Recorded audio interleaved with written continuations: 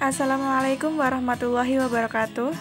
Halo teman-teman, di sini saya akan mempresentasikan hasil percobaan kelompok 3 yang berjudul Kinetika Reaksi Kimia yang beranggotakan yang pertama Dadang Eka Saputra, yang kedua Putri Sekarkinasi, dan yang ketiga ada Sugiyanti. Nah, untuk topik pembahasan yang akan saya bahas di percobaan ini, yang pertama adalah tujuan pengamatan, yang kedua alat dan bahan, kemudian yang ketiga data pengamatan, yang keempat pembahasan, dan yang kelima adalah kesimpulan. Nah, percobaan ini dilakukan bertujuan untuk menjelaskan faktor-faktor apa saja yang dapat mempengaruhi kecepatan reaksi kimia. Sebelum melanjutkan ke topik pembahasan selanjutnya, saya akan menjelaskan materi mengenai kinetika reaksi kimia. Supaya apa? Supaya kalian mengetahui sebelum melakukan percobaan apa sih kinetika reaksi kimia itu dan faktor apa saja yang dapat mempengaruhi kinetika reaksi kimia. Nah, suatu kinetika reaksi kimia tentu sangat berhubungan dengan yang namanya kecepatan reaksi.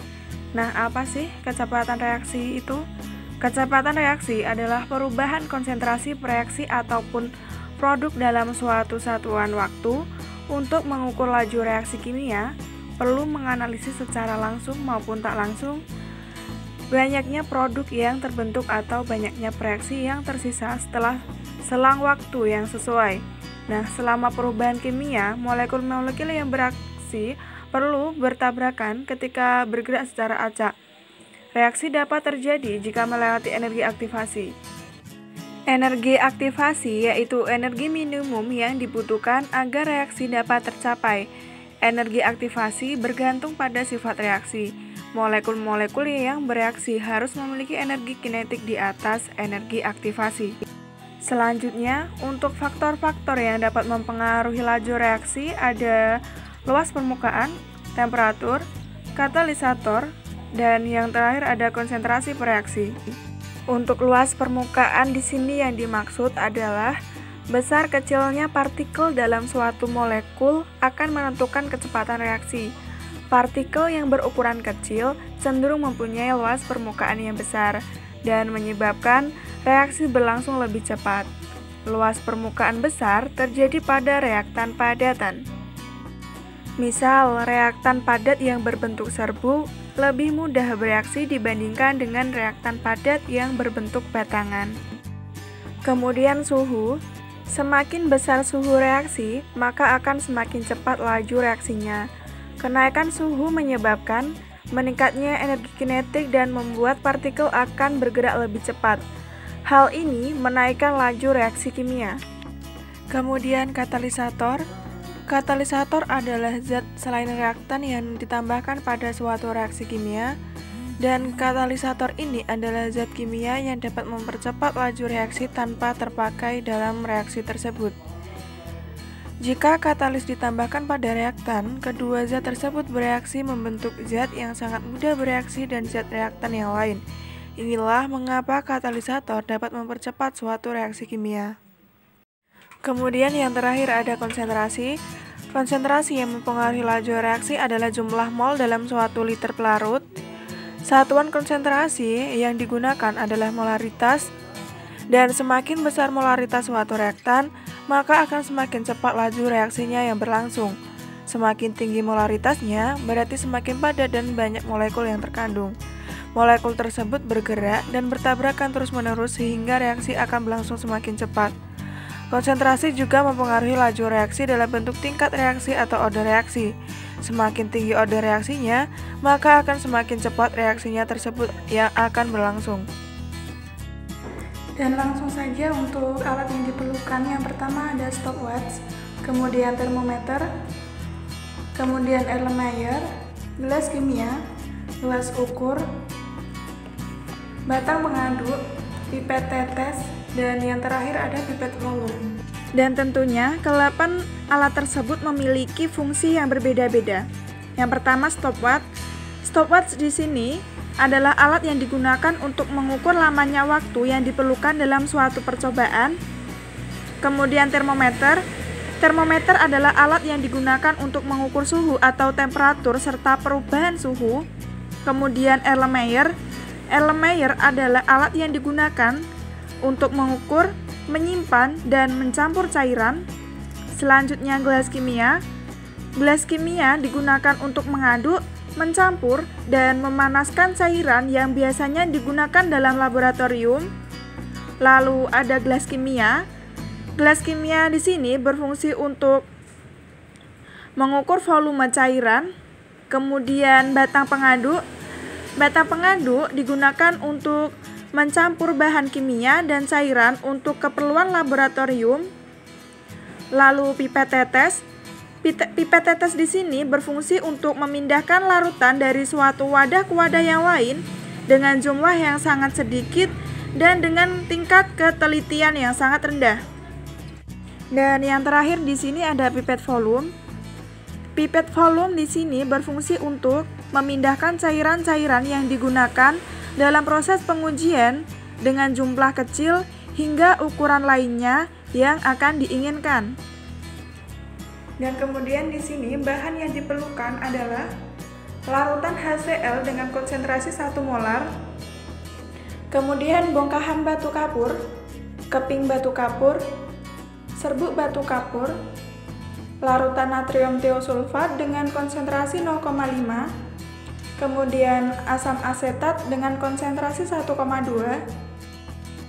lalu natrium tiosulfat dengan konsentrasi 0,1, kemudian larutan HCl dengan konsentrasi 0,1 yang bersuhu 10 derajat Celcius, 20 derajat Celcius, 30 derajat Celcius, dan 40 derajat Celcius. Kemudian juga terdapat kalium permanganat, asam sulfat, asam oksalat, mangan sulfat, dan yang terakhir ada Aquades. Nah, di sini saya tampilkan suatu hasil pengamatan. Nah, sebelum mendapatkan hasil pengamatan tentu kita melakukan percobaan terlebih dahulu.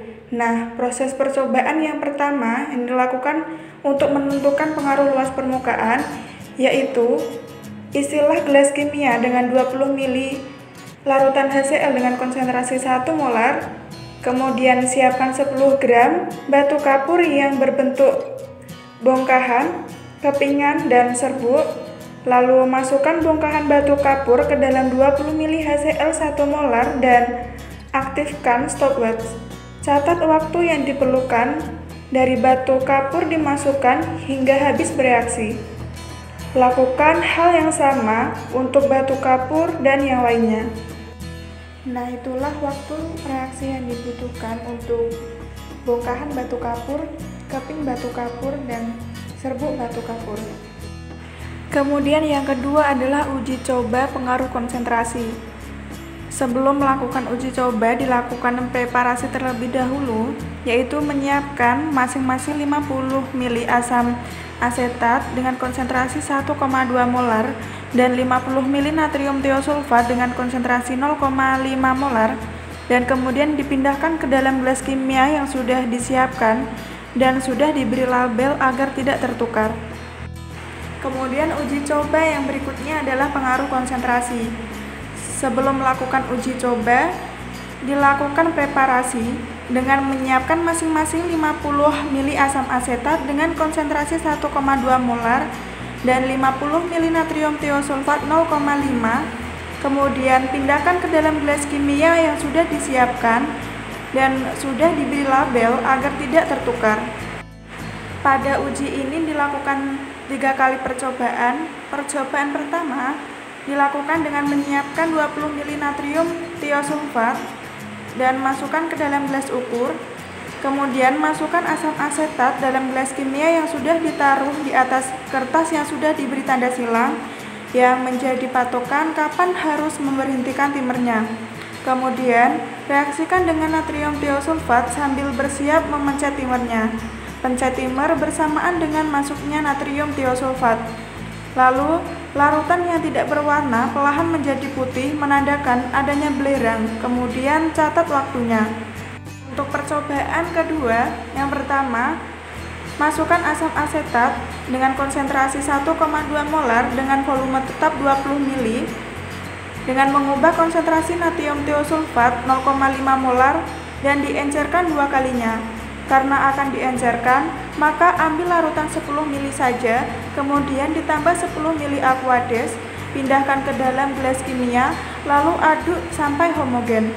Berikutnya, masukkan asam asetat ke dalam gelas kimia yang ada di atas kertas yang sudah diberi tanda silang, kemudian reaksikan dengan tiosulfat yang sudah diencerkan, lalu tekan stopwatch bersamaan dengan memasuknya natrium tiosulfat. Jangan lupa catat waktunya. Selanjutnya percobaan 3. Percobaan 3 yaitu dengan memasukkan natrium tiosulfat dengan konsentrasi 0,5 molar dengan volume tetap 20 ml, kemudian mengubah konsentrasi asam asetat, ambil 10 ml asam asetat kemudian tambah 10 ml aquades, dan berikutnya masukkan natrium tiosulfat ke dalam gelas kimia yang ada di atas kertas yang sudah diberi tanda silang.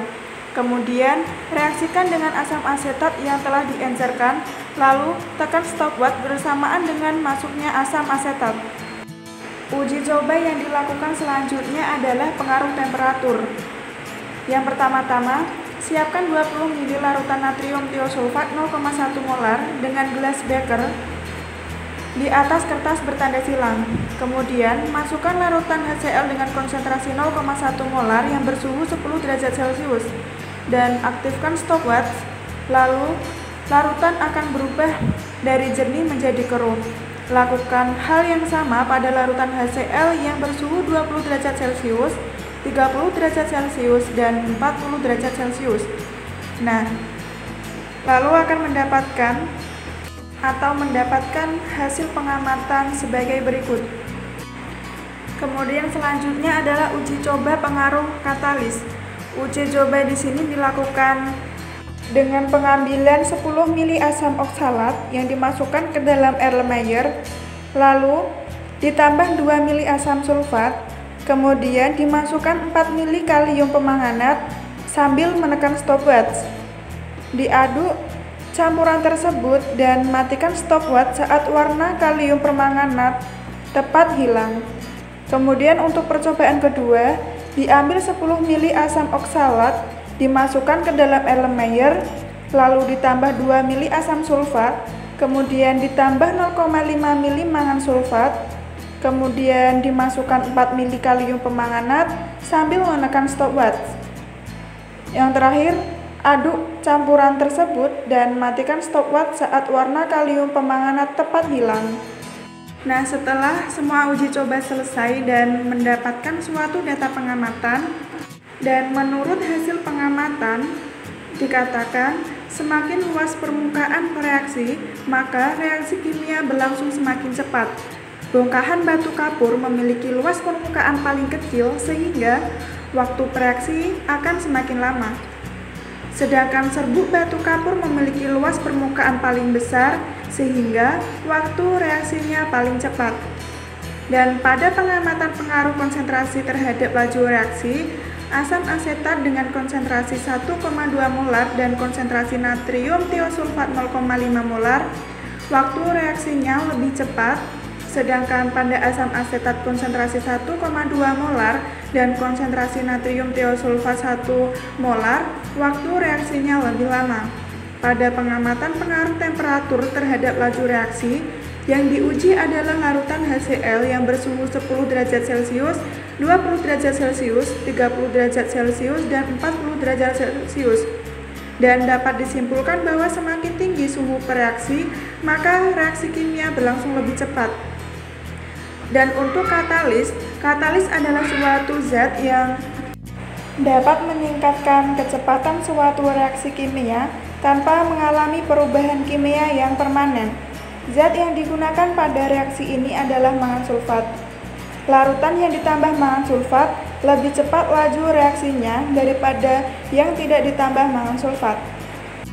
Kemudian dari suatu pembahasan tersebut dapat disimpulkan bahwa semakin luas permukaan reaksi, maka reaksi kimia berlangsung semakin cepat, dan semakin banyak pengaruh konsentrasinya, maka laju reaksi juga semakin cepat. Semakin tinggi suatu reaksi, maka reaksi kimia akan bereaksi lebih cepat, Dan katalisator adalah zat yang dapat mempercepat reaksi, tetapi tidak ikut bereaksi. Adanya katalis akan menurunkan energi aktivasi dari suatu reaksi sehingga lebih mudah dilampaui oleh molekul-molekul reaktan yang akibatnya laju reaksi akan terjadi lebih cepat. Nah, itu yang dapat saya sampaikan. Semoga mudah dipahami dan dapat bermanfaat. Terima kasih dan mohon maaf bila ada kesalahan dalam penulisan maupun penyampaian materi. Wassalamualaikum warahmatullahi wabarakatuh.